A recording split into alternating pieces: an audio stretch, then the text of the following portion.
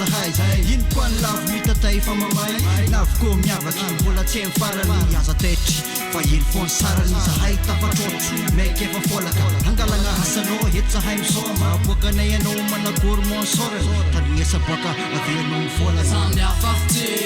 samy hafa fiaviana samy manana amin'ny anitra hoady anaty mozika nefitsaina tafatsotrafitra ray anaty lasitra ray zay anatotsaka vay mafana satri zay mifame anlavitro mifamontsatry fitiavana iray no natonganay ho tafahono mandala firala amsara afana mitoetra mifraisaky fatifatsifasika tsy ataolana niza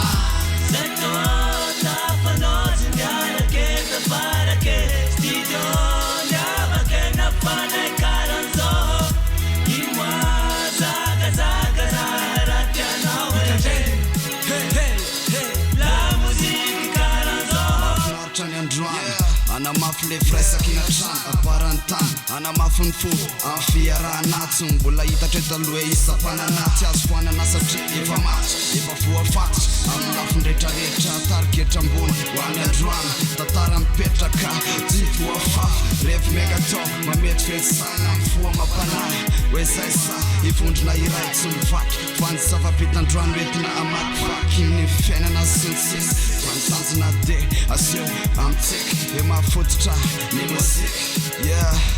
ny mozika fodrona mitsotso fodrona mandoto keto rainy tabatry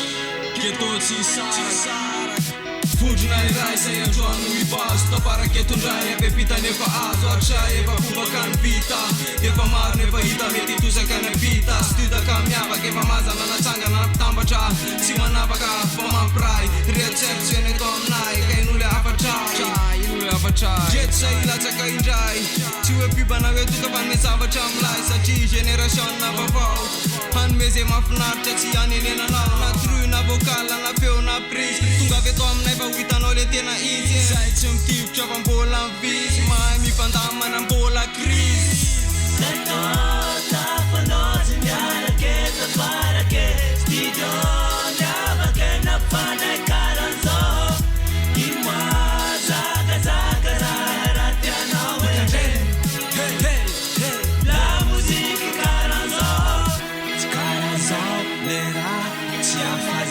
Fazo mazana tsara lera vamorava tsy resy tsy ambany makaka fa mazava fa ny ratsy mety olany ny tsara sarotra lainy ny korandrana kana masakehe dokotelo na masana handro ny fiavanana ny tina voande fifandraisatany